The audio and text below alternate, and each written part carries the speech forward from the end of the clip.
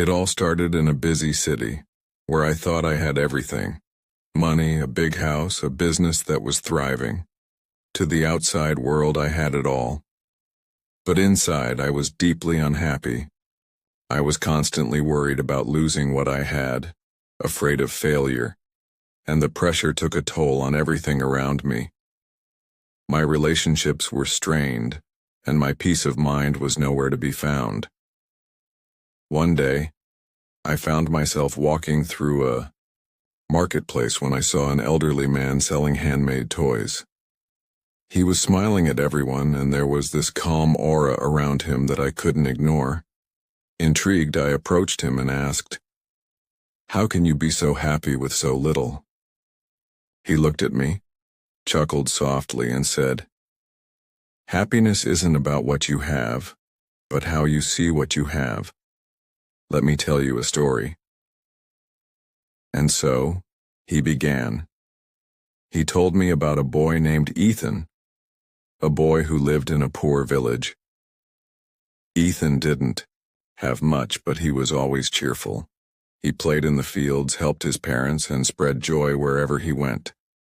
One day, while sitting by the fire, he overheard his father sighing about their struggles.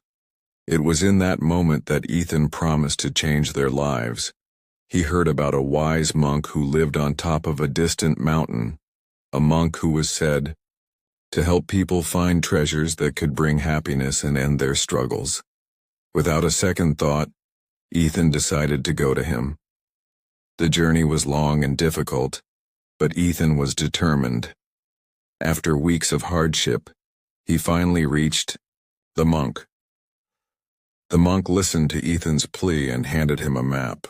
"Follow this path," the monk said, "and at the end you will find the greatest treasure." Eager to find the treasure, Ethan set off. Along the way he faced dangers, wild animals, raging rivers, and steep hills, but he didn't give up. He helped a traveler in need, fed a hungry child, and even planted seeds in a barren field. Though the treasure seemed far out of reach, every time he helped someone he felt a spark of joy deep inside. Finally, after months of traveling, Ethan reached the spot marked on the map. But to his shock, it was just an empty field. Exhausted and heartbroken, he sat down crying. He thought to himself, "The monk lied to me." But then something incredible happened. The traveler Ethan had helped earlier appeared, holding a bag of gold coins. "Your kindness saved my life," and the traveler said. "I want to share my fortune with you." A child ran up to him, offering fresh fruit. And to Ethan's amazement, the barren field he had once passed was now full of lush crops. It was in that moment that Ethan understood. The treasure he had been searching for wasn't a chest of gold.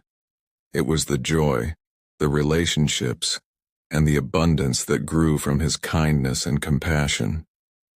It was the people he helped, the lives he touched. As the old man finished his story, he looked at me with a knowing smile. "You see," he said, "happiness isn't something you chase. It's something you create with the way you live." In that moment, something shifted inside me.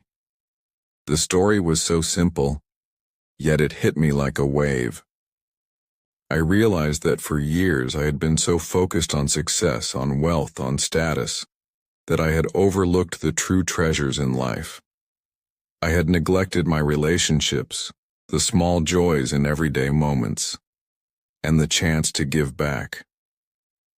That night, I lay awake reflecting on everything.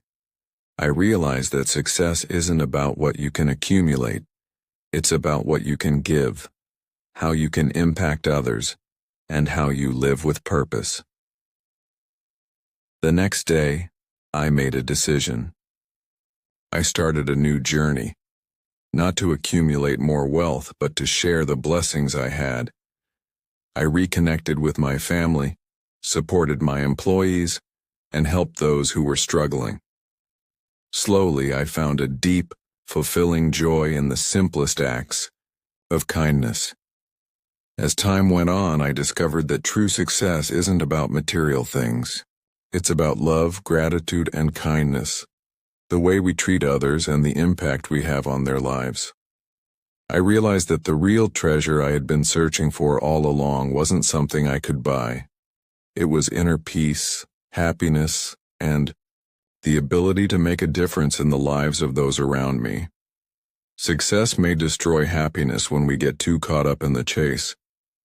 But when we redefine success as love and kindness, that's when we find the true meaning of life.